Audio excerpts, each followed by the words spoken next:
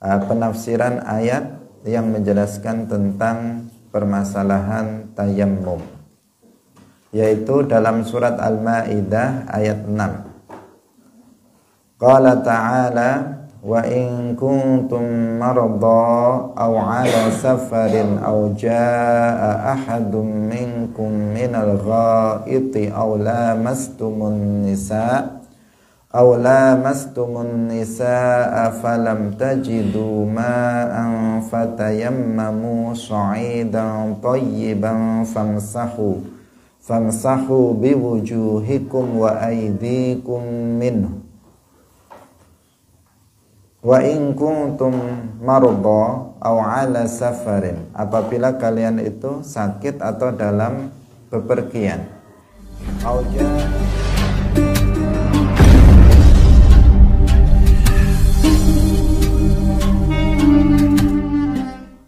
Assalamualaikum warahmatullahi wabarakatuh.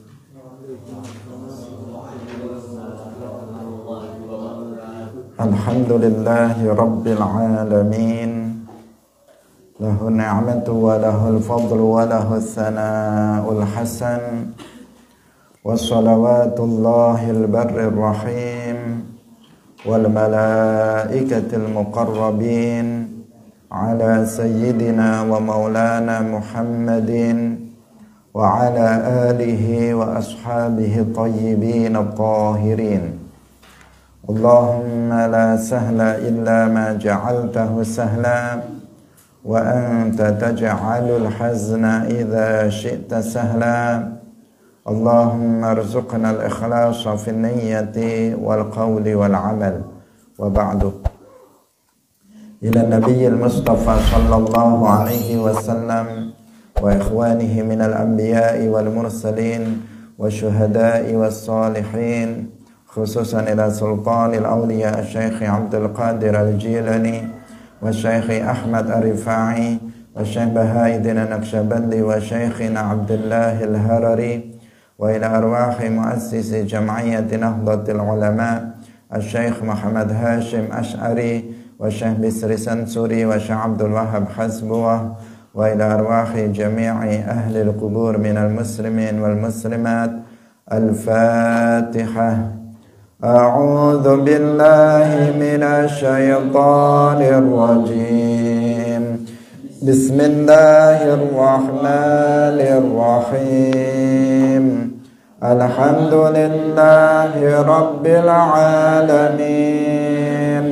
Ar-Rahmanir Rahim.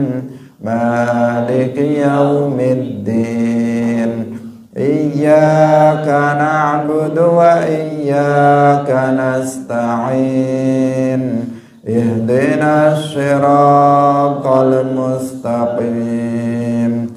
Siratal ladzina an'amta 'alaihim ghairil maghdubi 'alaihim waladdallin. Amin. Hadirin hadirat kaum muslimin muslimat, pemirsa Madu TV rahimakumullah. Alhamdulillah, kita bersyukur kepada Allah Subhanahu wa taala pada pagi hari ini. Allah Subhanahu wa ta'ala melimpahkan rahmatnya dan nikmat-nikmatnya kepada kita semuanya, sehingga kita bisa kembali bersama dalam majelis ilmu dalam pengajian tafsir ayat ahkam. Semoga kebersamaan kita pada pagi hari ini menjadi amalan salihan maqbulan indallah. Amin ya rabbal alamin. Salawat dan salam semoga tetap terlimpahkan kepada Nabi Agung, makhluk yang paling mulia, yaitu Nabi Muhammad sallallahu alaihi wasallam, para sahabatnya, keluarganya, serta seluruh umat Islam yang mengikuti beliau ila yaumil qiyamah. Hadirin hadirat rahimakumullah. Mari kita mulai pengajian kita pagi hari ini. Dengan tidak lupa saya mengingatkan kepada masing-masing kita untuk mengikhlaskan niatnya lillahi ta'ala. Babut tayammum, pada pagi hari ini kita akan membahas tentang penafsiran ayat yang menjelaskan tentang permasalahan tayammum, yaitu dalam surat Al-Maidah ayat 6. Qala ta'ala wa in kuntum marada aw ala safarin aw jaa ahadun minkum minal ghaiti aw lamastumun nisaa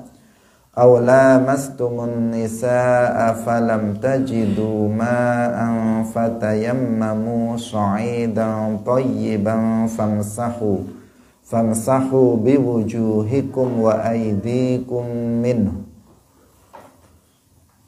Wa in kuntum marada aw ala safarin, apabila kalian itu sakit atau dalam bepergian. Aw jaa ahadum minkum minal ghaiti, atau salah seorang dari kalian datang dari buang air besar.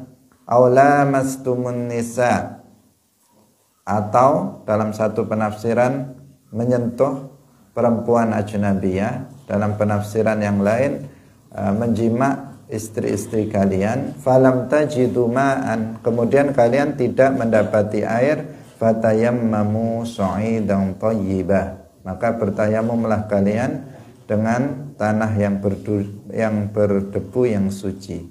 Usaplah wajah kalian dan tangan-tangan kalian darinya. Hadirin rahimakumullah, dalam menjelaskan ayat ini kita akan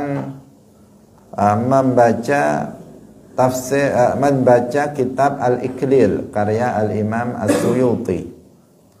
Beliau mengatakan fil ayati masyru'iyatu at-tayammum inda faqdil ma'i wal maradi bihaitsu yashuqqu isti'maluhu.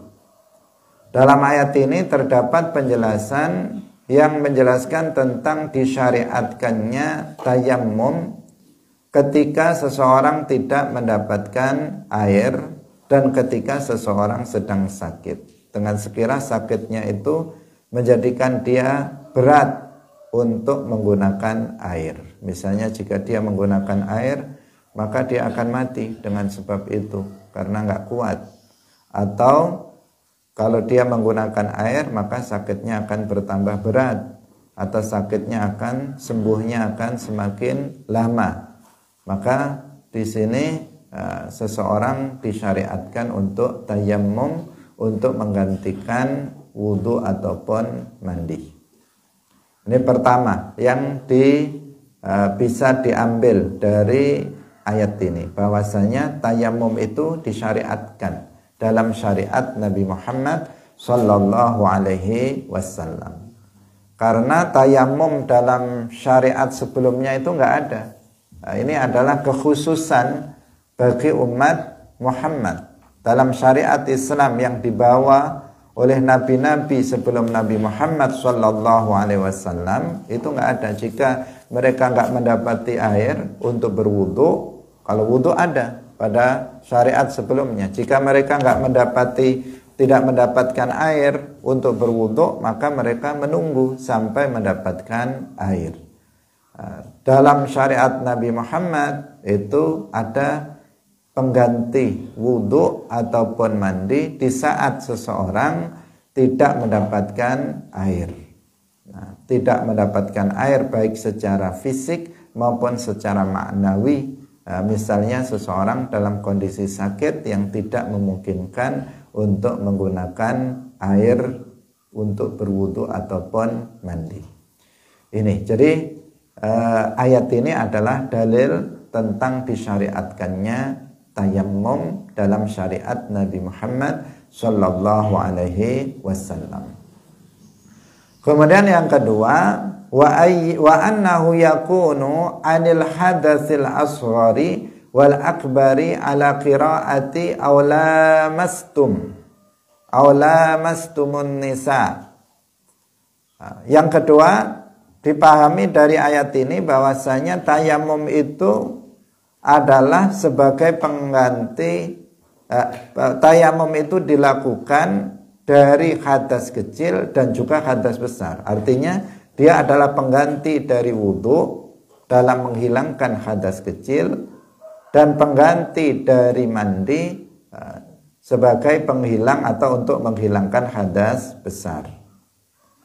Ini berdasarkan firman Allah Subhanahu wa taala, aula mastumun nisa, dengan qiraah lamnya dipanjangkan. Karena di sini ada dua qiraah, memanjangkan lam atau memendekkannya. Aula mastumun nisa yang artinya menyentuh perempuan ajnabiyah, ini termasuk hadas kecil sebagaimana yang sudah kita uraikan sebelumnya. Kemudian ada qiraah yang kedua dengan dipanjangkan lamnya, aula mastumun nisa, artinya adalah menjima istri, yang itu termasuk hadas besar.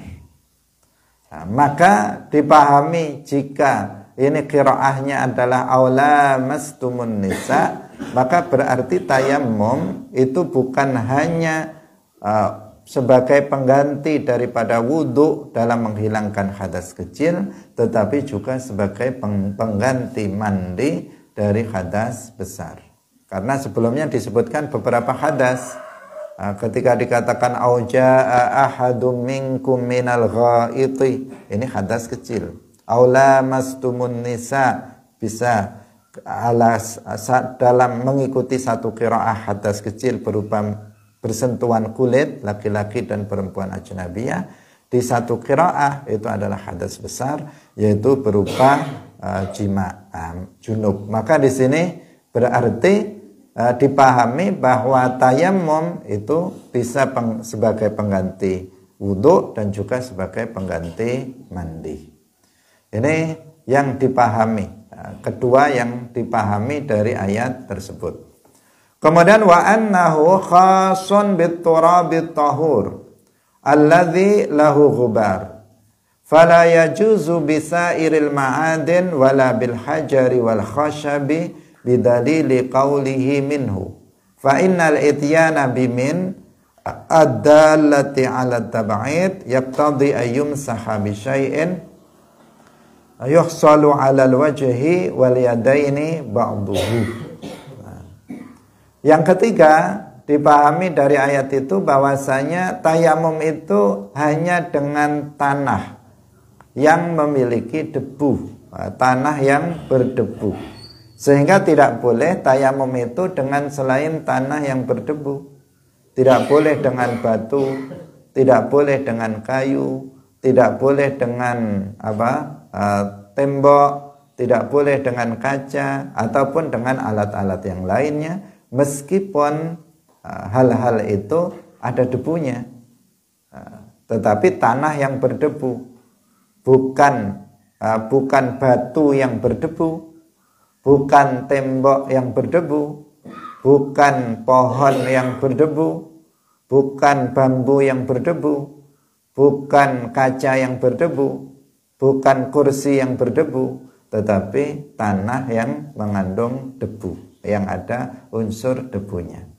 Jika tanah itu tidak ada debunya, misalnya berisi pasir, atau tanah itu bercampur dengan misalnya abu, maka tidak bisa digunakan untuk tayammum.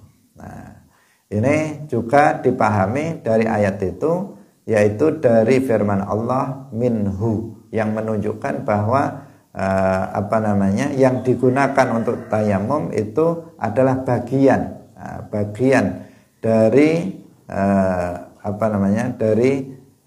bagian dari di sini wajah atau kedua telapak tangan yang dibasuh, yaitu yang itu adalah tanah yang berdebu.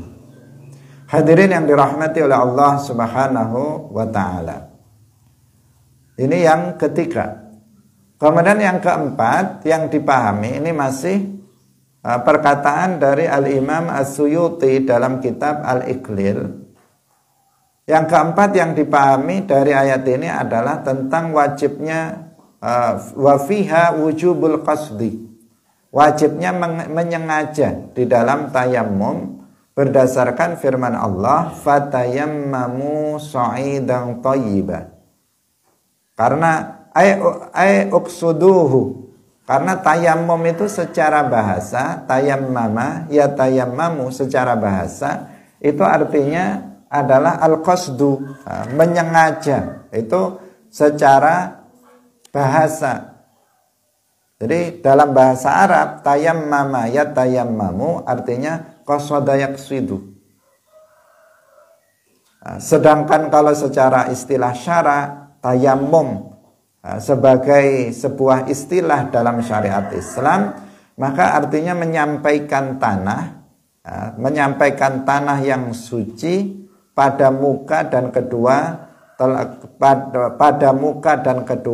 tangan sebagai pengganti wudhu atau sebagai pengganti mandi atau sebagai pengganti untuk membasuh anggota badan yang wajib dibasuh ketika mandi atau wudhu dengan ketentuan dan syarat-syarat tertentu. Ini namanya tayammum. Jadi menyampaikan secara istilah, menyampaikan debu yang suci pada wajah dan kedua tangan. Sebagai pengganti pertama wudhu dalam menghilangkan hadas kecil, atau mandi dalam menghilangkan hadas besar, atau yang ketiga menggantikan membasuh anggota badan yang wajib dibasuh, tetapi tidak bisa dibasuh karena dengan ketentuan dan syarat tertentu. Misalnya seseorang yang menggunakan jabirah, yaitu perban, dia menggunakan karena dia kecelakaan sehingga dia terluka, lukanya itu diperban. Ketika diperban, maka ada bagian yang sakit yang tertutup oleh perban itu, dan ada bagian yang sehat yang juga tertutup oleh perban itu karena untuk menempelkan perbannya. Maka bagian yang sakit penggantinya bisa diusap di atas perban itu, diusap dengan air, tidak dibasuh. Kalau dibasuh nanti basah perbannya. Yang kedua, atau rusak jadinya. Yang kedua, bagian yang sehat itu diganti dengan tayammum. Itu yang disebut dengan tayammum secara istilah. Kalau secara bahasa artinya adalah al-qasdu, menyengaja. Sehingga dalam tayammum itu disyaratkan ada al-qasdu, harus ada kesengajaan dari orang yang melakukannya. Kemudian yang berikutnya dipahami juga dari ayat yang tadi, ikhtisasut tayammum bil wajhi wal yadaini wa in kana an hadatsin akbar. Bahwasanya tayammum itu dikhususkan pada wajah dan kedua tangan meskipun dari hadas besar. Dari hadas kecil pengganti wudhu, itu yang diusap dalam tayammum adalah wajah dan kedua telapak dan kedua tangan.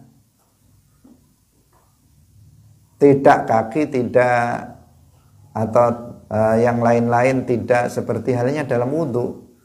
Kalau wudhu yang dibasuh itu adalah wajah, kedua tangan, kedua kaki, kemudian mengusap kepala. Itu dalam wudhu. Kalau dalam tayammum hanya dua. Yang pertama wajah, yang kedua adalah kedua tangan. Demikian juga dalam tayammum sebagai pengganti mandi. Itu hanya wajah dan kedua tangan. Tidak karena pengganti mandi kemudian seseorang bergulung-gulung di tanah biar rata tanahnya ke seluruh badannya. Enggak, tidak seperti itu. Tetapi sama, yaitu wajah dan kedua tangan. Ini dipahami dari ayat yang memang mengkhususkan wajah dan tangan. Allah berfirman, famsahu biwujuhikum wa aidikum minhu. Jadi wajah kalian dan tangan kalian dikhususkan dengan wajah dan tangan. Tidak selainnya, meskipun itu dari hadas besar, itu tetap wajah dan tangan saja yang wajib untuk diusap dengan debu, dengan tanah yang berdebu. Hadirin yang dirahmati oleh Allah Subhanahu wa ta'ala. Ini yang dipahami juga dari ayat tersebut. Kemudian yang ketiga, waqad yustadallu bil ayati ala annahu la yajibu isti'abul yadaini ilal mirfaqaini li'annahu ta'ala lam yadhkur dzalika kama dzakarahu fil wudu wa man aujabahu hamala al mutlaqa 'alal muqayyadi. Diambil dalil dengan ayat ini juga bahwasanya tidak wajib meratakan kedua tangan sampai kedua siku.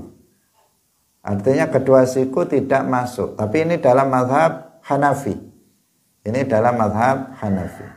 Karena kalau dalam mazhab Syafi'i yang kita pegangi, bahwa batasan wajah dan kedua tangan yang wajib untuk diusap ketika tayammum itu sama dengan batas wajah dan kedua tangan ketika berwudu yang wajib dibasuh ketika berwudu.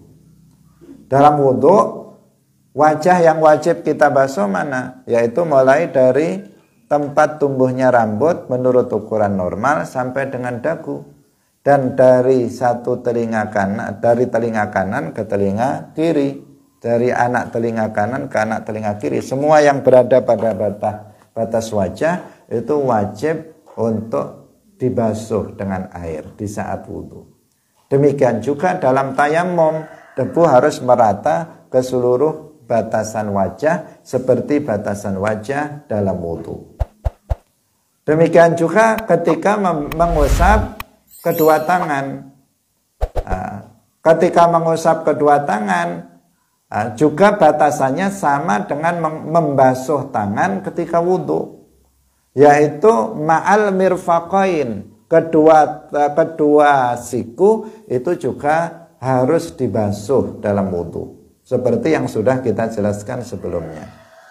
Demikian juga dalam tayammum, ketika kita mengusap tangan dengan debu, maka juga termasuk kedua sikunya itu masuk. Itu dalam mazhab Syafi'i. Tapi dalam mazhab Hanafi itu enggak. Itu tidak. Apa dasarnya? Li'annahu ta'ala lam yadhkur dzalika. Karena Allah itu tidak menyebut itu sebagaimana disebutkan dalam wudu. Kalau dalam wudu, faghsilu wujuhakum wa aydiyakum ilal marafiqi. Ada kata-kata apa? Ilal marafiqi ay ma'al marafiqi, seperti yang sudah kita jelaskan sebelumnya. Sedangkan dalam tayammum, wamsahu, gimana? Wamsahu famsahu biwujuhikum wa aydikum minhu. Enggak ada ilal marafiqinya. Enggak ada ilal marafiqinya. Karena itulah maka menurut mazhab Hanafi, berarti tangan yang wajib diusap itu tidak wajib sampai kedua siku, tetapi tidak ada ketentuan itu karena memang dalam ayatnya tidak disebutkan sampai kepada kedua siku atau kedua siku harus diusap, itu tidak ada penjelasan seperti itu. Ini dalam mazhab Hanafi. Nah, mazhab Syafi'i dan yang lain yang mewajibkan untuk juga mengusap kedua siku itu dalam rangka apa? Hamalal mutlaqa 'alal muqayyad. Yaitu memahami ayat yang mutlak dipahami secara muqayyad karena ada, yaitu pada ayat wudu. Pada ayat tayammum itu mutlak, tidak ada pembatasan ilal marafiqi. Jadi dalam ayat apa tadi? Dalam ayat tentang tayammum itu mutlak karena tidak ada kata ilal marafiqi. Sedangkan dalam wudu itu muqayyad karena ada kata wa aydiyakum ilal marafiqi, muqayyad dengan ilal marafiqi. Maka di sini berarti dipahami yang mutlak dengan muqayyad. Berarti yang mutlak famsahu famsahu biwujuhikum wa aidikum itu dipahami dengan ayat wudu yang muqayyad, yaitu ma'al marafiqi wa aidiyakum ilal marafiqi. Nah, ini penjelasannya. Ketika marafiq atau siku itu diikutkan dalam yang wajib diusap dalam tayammum. Alasannya adalah yaitu hamlul mutlaq alal muqayyad. Hadirin yang dirahmati oleh Allah Subhanahu wa taala, karena ayat-ayat Al-Qur'an itu ada yang mutlak, ada yang muqayyad. Sehingga seorang mufassir itu juga harus memahami apa itu mutlak, apa itu muqayyad, dan mana ayat-ayat yang mutlak dan mana ayat-ayat yang muqayyad. Karena terkadang ada ayat-ayat yang mutlak tetapi dipahami secara muqayyad.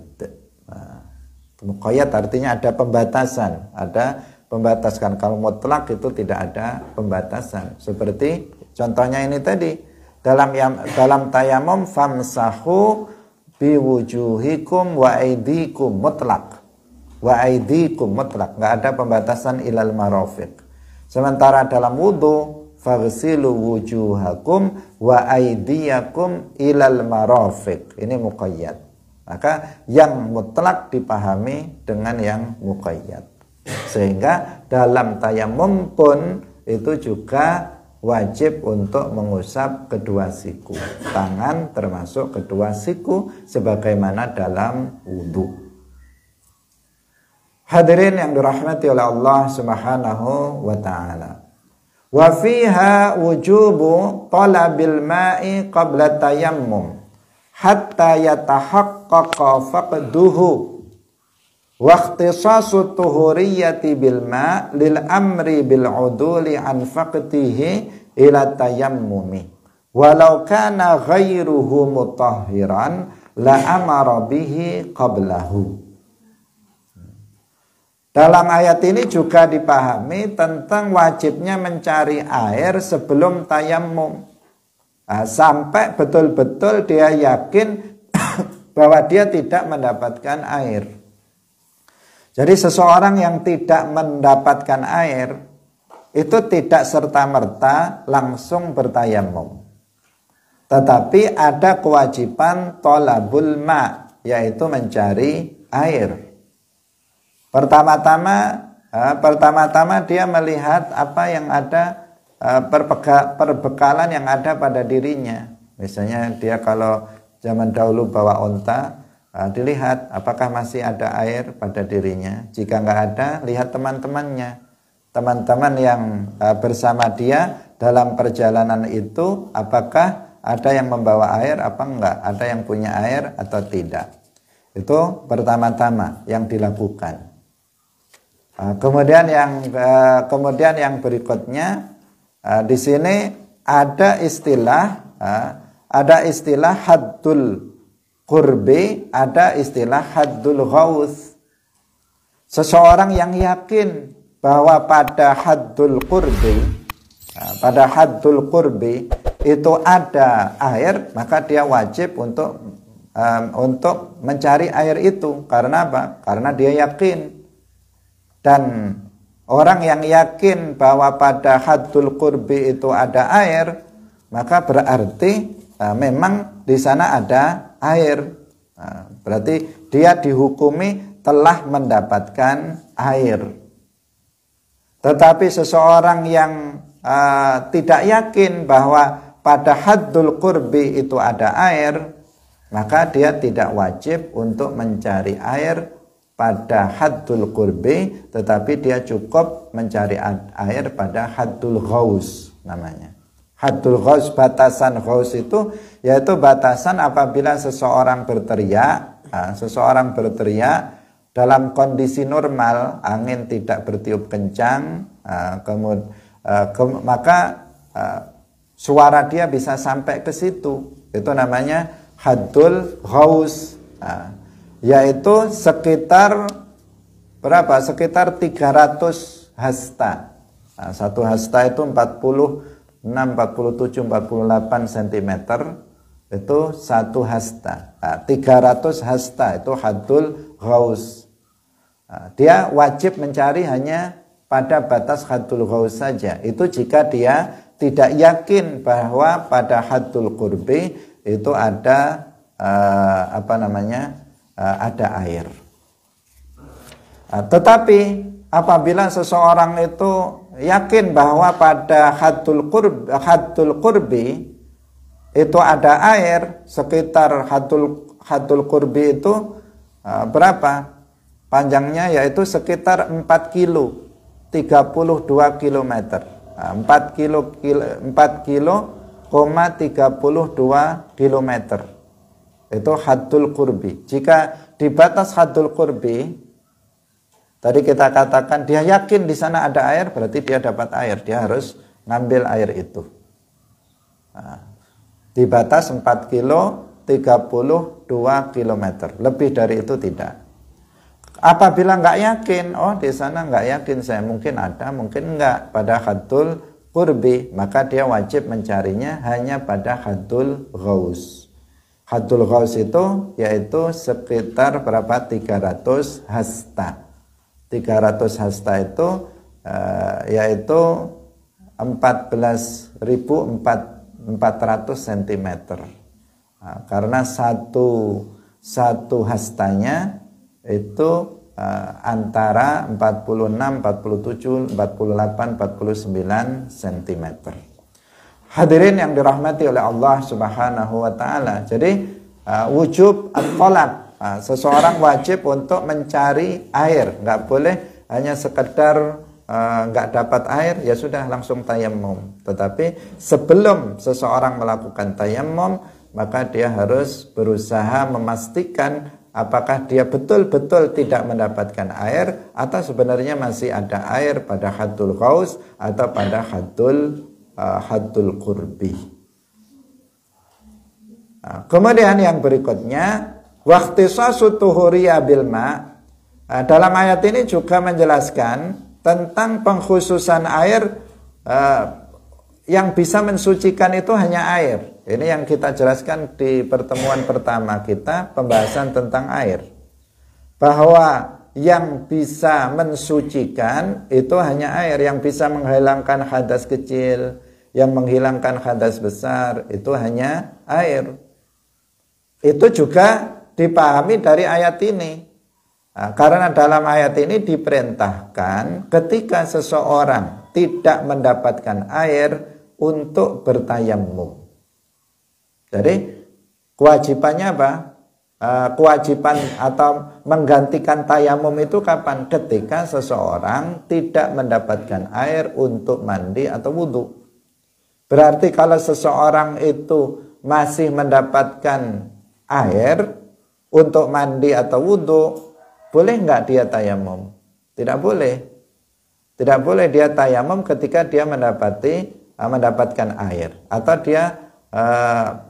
atau dia bisa menggunakan air. Seperti tadi, mendapatkan air itu ada hissi, ada maknawi. Kalau hissi itu secara fisik airnya memang tidak dia temukan baik di batas haddul ghaus ataupun haddul qurbi seperti yang tadi kita jelaskan. Tapi ada kalanya air itu ada, tetapi hukumnya dia tidak mendapatkan air karena jika dia menggunakan air maka sakitnya akan parah, dia akan mati dengan sebab itu, penyakitnya akan bertambah berat atau semakin lama sembuhnya berat bagi dia untuk menggunakan air. Maka di sini hukumnya dia tidak mendapatkan air. Seseorang yang tidak mendapatkan air, maka dia baru boleh menggantinya dengan tayammum. Ini menunjukkan bahwa hanya air yang bisa mensucikan, karena seandainya tanah yang berdebu itu bisa mensucikan, tentu saja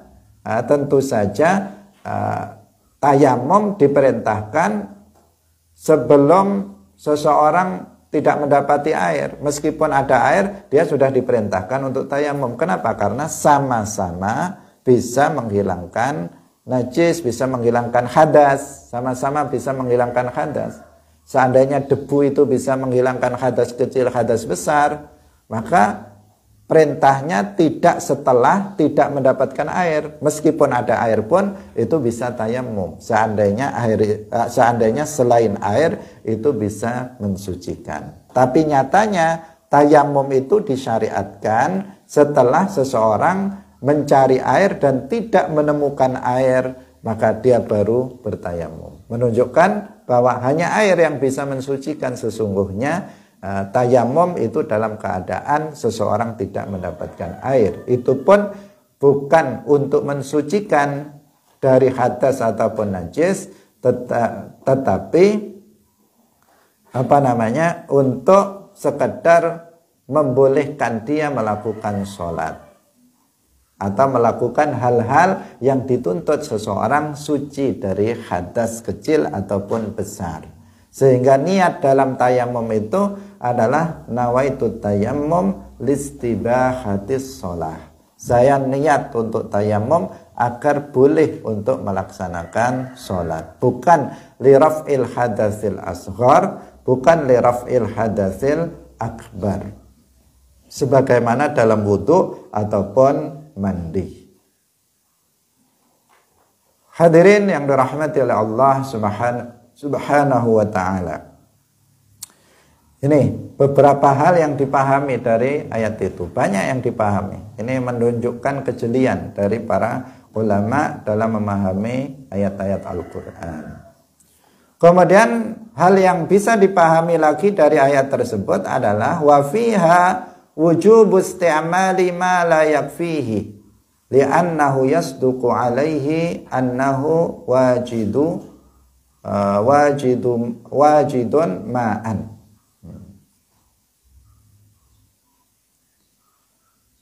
Bahwasanya seseorang itu wajib menggunakan sesuatu yang tidak mencukupinya, karena itu berarti dia telah mendapatkan air. Wa annahu la yajuzu tayammum qabla al-waqti. Bahwasanya tidak boleh bertayamum sebelum waktunya. Sebelum waktu sholat, maksudnya sebelum waktu sholat itu masuk. Jadi tayamum dilakukan setelah masuk waktu sholat. Ketika seseorang itu akan sholat zuhur, maka tayamumnya ketika sudah masuk waktu zuhur. Ketika akan tayamum untuk sholat asar, maka tayamum dilakukan setelah masuk waktu asar. Jika belum masuk waktu, maka tidak mencukupi. Misalnya seseorang zuhurnya misalnya jam 11:30, kemudian dia tayamumnya jam 9, maka nggak bisa tayamum yang dia lakukan jam 9 untuk sholat zuhur. Atau dia tayamum untuk sholat asar, kemudian dia tayamumnya jam 2, jam 1 untuk sholat asar, maka itu tidak mencukupi. Jadi tayamum harus dilakukan di saat waktu sudah masuk. Tidak cukup atau tidak boleh tayamum sebelum masuk waktu sholat. Dasarnya apa? Biqaulihi awwalal ayah. Dengan firman Allah Subhanahu wa ta'ala di awal ayat ini, yang tadi tidak kita sebut, tetapi ayat awal dari ayat ini ayat tentang wudhu yang sudah kita bahas beberapa pertemuan, yaitu idza qumtum ila sholati. Idza qumtum ila sholati itu adalah dalil bahwasannya tayamum itu harus dilakukan setelah masuknya waktu sholat. Karena makna idza qumtum ila sholati kemarin kita sebutkan idza aradtum an tuqimu as-sholata atau idza aradtum al-qiyama lis-sholati ila sholati. Jika kalian hendak untuk melaksanakan sholat. Nah, ketika dikatakan hendak melakukan sholat, berarti setelah masuk waktu sholat. Setelah masuk waktu sholat, baru kemudian tayamum. Pertanyaannya, kenapa wudhu kok malah enggak? Wudhu kok malah tidak? Padahal ayat ini justru yang awal berbicara tentang wudhu. Idza qumtum ila sholati faghsilu wujuhakum wa aydiyakum ilal marafiqi wamsahu bi ru'usikum wa arjulakum ilal ka'bain. Ini kan wudhu, tapi justru kenapa wudhu tidak disyaratkan harus dilakukan setelah masuknya waktu sholat? Bahkan kalau sekarang kita wudhu, sekarang ini kita wudhu untuk sholat zuhur bisa, bahkan untuk sholat asar, sholat maghrib sekalian juga bisa wudhunya sekarang. Bahkan satu wudhu bisa digunakan untuk beberapa kali sholat wajib. Ini kalau wudhu. Tapi kenapa dalam tayamum justru menggunakan ayat idza qumtum ilas shalah untuk menunjukkan bahwa tayamum itu harus dilakukan setelah masuknya waktu sholat? Jawabannya lidalilin, kharajal wudu'u lidalilin, karena ada dalil yang menunjukkan hal itu, seperti yang kemarin kita sebutkan dalam hadis, dalam sebuah riwayat hadis, bahwasanya Rasulullah itu pernah melakukan satu wudhu untuk beberapa kali sholat. Nah, pada umumnya Nabi setiap kali sholat itu wudhu, setiap kali sholat wudhu, setiap kali sholat wudhu. Demikian juga para sahabat melakukan tajdidul wudhu, pembaharuan wudhu yang hukumnya sunnah setiap kali melaksanakan sholat. Tapi pernah Nabi itu wudhu satu untuk beberapa sholat. Maka ini menjadi dalil bahwasanya wudhu tidak harus dilakukan setelah masuknya waktu sholat. Sementara tayamum itu nggak ada dalil yang seperti itu, yang menunjukkan bahwa dia harus dia boleh sebelum masuknya waktu sholat. Nggak ada dalilnya. Yang ada adalah idza qumtum ila shalah, yang menunjukkan bahwa tayamum harus dilakukan setelah masuknya waktu sholat, yaitu ketika seseorang hendak melakukan sholat. Ketika dikatakan hendak melakukan sholat, berarti waktu sudah masuk dan dia akan melakukan sholat. Maka dikatakan fabaqiya huwa ala halihi. Karena nggak ada dalil, maka dipahami seperti pemahaman yang dasar, yaitu bahwa tayamum itu dilakukan setelah masuknya waktu sholat. Wa yalzamu min dzalika alla yu'addiya bi aktsar min fardin wahidin. Karena tayamum itu hanya bisa atau hanya boleh dilakukan setelah masuknya waktu sholat, dan tidak boleh serta tidak mencukupi apabila dilakukan sebelum masuknya waktu sholat. Maksudnya di sini sholat apa? Sholat fardu. Maka ini juga menunjukkan bahwa tayamum itu hanya bisa untuk melaksanakan satu kali sholat fardu. Satu kali sholat fardu, tidak bisa digunakan untuk dua kali sholat fardu. Misalnya ini masuk waktu zuhur, kemudian dia tayamum untuk sholat zuhur, kemudian nggak batal, karena tayamum bisa batal, nggak batal sampai asar, kemudian dia langsung sholat, boleh apa tidak? Tidak. Ketika asar dia harus tayamum lagi. Nah, ini sesuatu yang berhubungan. Yang pertama, tayamum itu harus dilakukan ketika waktu sholat sudah masuk, berdasarkan ayat idza qumtum ilas sholati. Nah, konsekuensi dari harus dilakukan setelah waktu masuk, berarti dia hanya cukup untuk satu kali sholat fardu. Karena nanti kalau misalnya asar kan sudah berlainan waktunya, maka dia harus tayamum di dalam waktu asar. Karena itulah atas dasar ini diambil sebuah kesimpulan bahwa tayamum hanya bisa untuk 1 kali sholat wajib. Kalau sholat sunnah bisa berkali-kali, tetapi kalau sholat wajib hanya untuk 1 kali saja. 1 tayamum untuk 1 kali sholat fardu. Hadirin yang dirahmati oleh Allah Subhanahu wa ta'ala. Kemudian yang berikutnya, wa fiha ma yush'iru bi annahu musqitun lil fardi fi halatai as-safar wal marad li'annahu ta'ala lam yadhkur wujubal qada'i. Dalam ayat ini juga memberikan ada yang memberikan rasa kepada kita bahwasanya tayamum itu bisa menggugurkan sesuatu yang fardu dalam 2 keadaan, yaitu dalam bepergian dan juga dalam keadaan sakit. Kenapa? Li'annahu ta'ala lam yadhkur wujubal qadha. Karena Allah dalam ayat ini tidak menyebutkan wajibnya untuk mengqadha. Tidak ada kewajiban untuk mengqadha. Jadi kalau seseorang sudah tayamum dengan benar,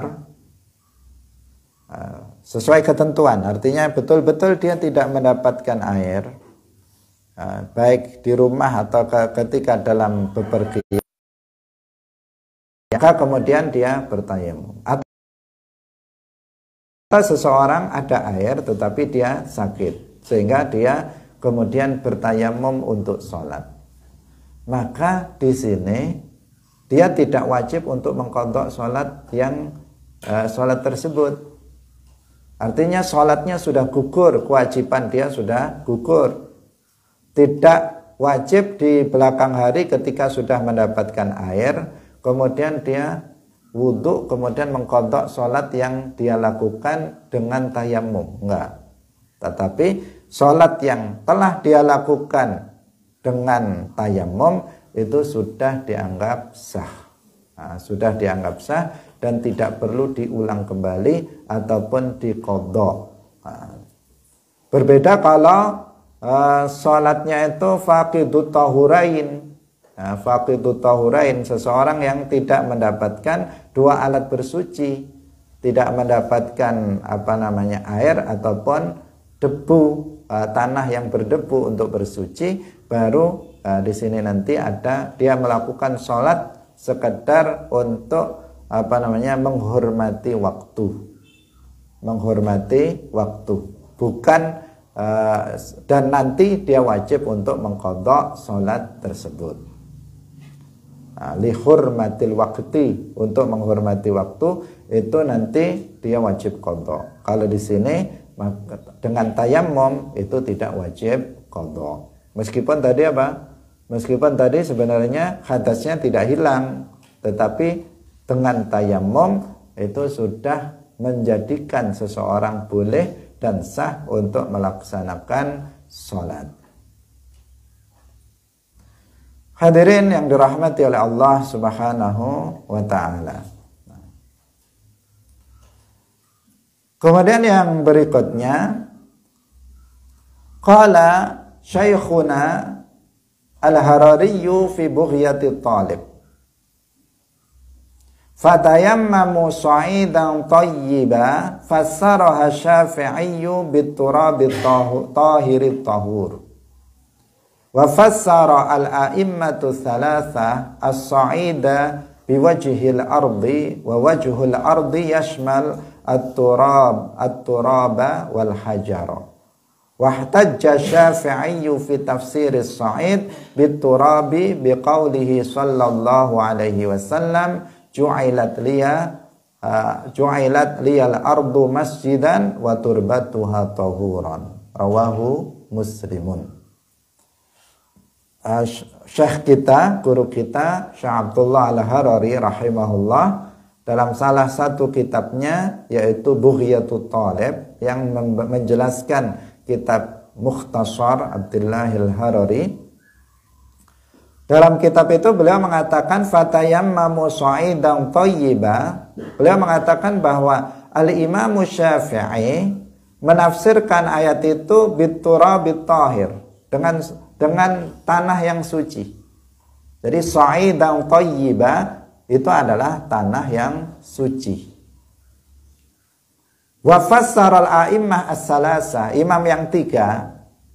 Ini imam madhab, maksudnya ada 4. Al-Imam Abu Hanifah, Al-Imam Malik, Al-Imam Asy-Syafi'i, dan Imam Ahmad bin Hanbal.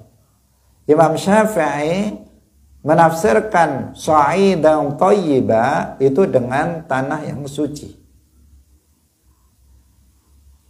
Sementara al-a'immah as-salasa, imam yang tiga, berarti Imam Abu Hanifah, Imam Malik, dan Imam Ahmad bin Hanbal, itu mengatakan bahwa sa'id itu artinya adalah permukaan bumi, wajhul ardi, permukaan bumi.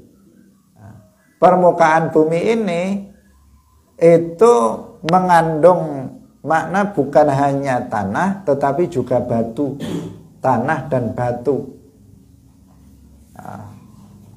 Tanah dan batu. Maka kalau menurut Imam Syafi'i, tayamum itu harus dengan tanah yang berdebu.